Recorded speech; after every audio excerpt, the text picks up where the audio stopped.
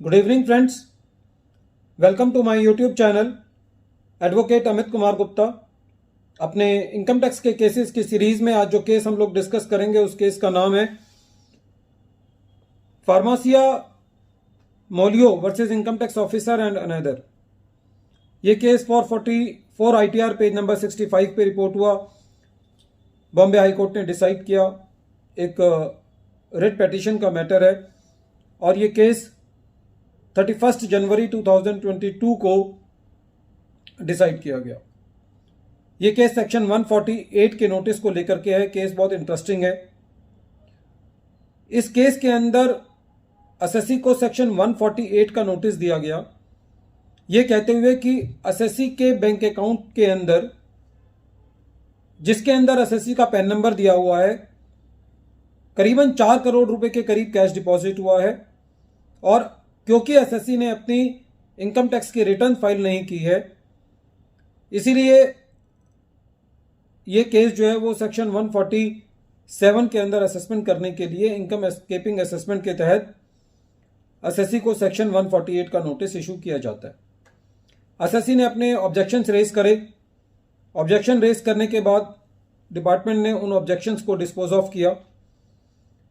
Objection dispose of करने के बाद एसएससी को यह पता चला कि बैंक से कि जिस बैंक अकाउंट के अंदर डिपार्टमेंट ये कह रहा था कि एसएससी का कैश जमा है, वो बैंक अकाउंट एसएससी से बिलोंग नहीं करता।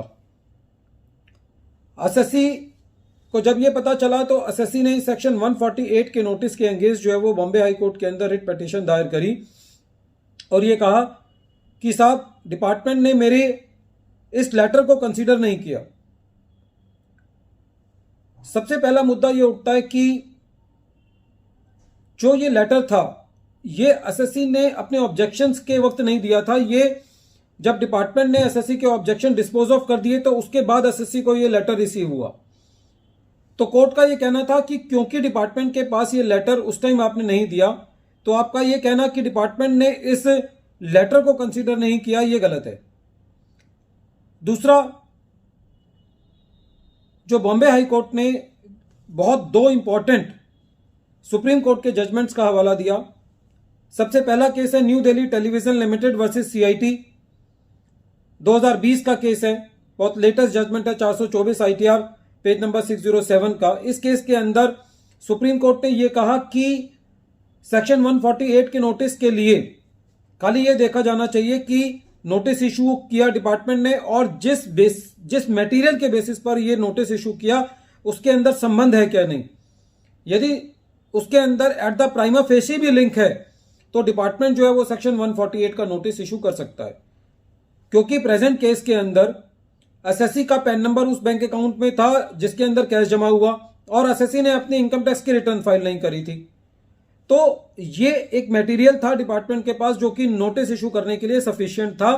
तो बॉम्बे हाई कोर्ट ने कहा कि इस केस के मुताबिक जो है वो जो एसएससी को सेक्शन 148 का नोटिस इशू किया गया है वो जायज है।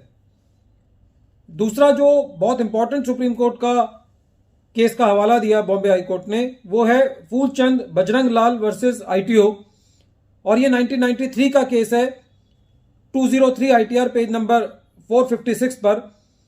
इस केस के अंदर सुप्रीम कोर्ट ने यह कहा था कि हाई कोर्ट का काम एक रिट पिटीशन के अंदर यह देखना नहीं है कि जो इस रीजंस के बेसिस पर एसएससी का केस रीओपन किया गया है वो रीजन सफिशिएंट है या नहीं। यदि रीजंस हैं जिनके बेसिस पर डिपार्टमेंट नोटिस इशू करता है या डिपार्टमेंट ने नोटिस इशू किया है, यदि वो रीजंस हैं तो that is sufficient. The high court does not have the power to test the sufficiency of the reasons for issuing the notice under section 148। If the reasons are there and those reasons have a live link with the SSC, then the High Court does not have the power to test the sufficiency of the reasons in the writ petition. इन दोनों cases का हवाला देते हुए इस case में Bombay high court ने यह कहा कि यदि जब एसएससी की असेसमेंट होगी तो एसएससी अपने इस पॉइंट को वहां पे कह सकता है कि साहब ये मेरा बैंक अकाउंट नहीं है, इससे कोई एसएससी का प्रेजुडाइज नहीं होगा। लेकिन इस केस पे इस नोटिस को क्वैश करना बॉम्बे हाई कोर्ट के रिट पिटीशन के दायरे में नहीं आता।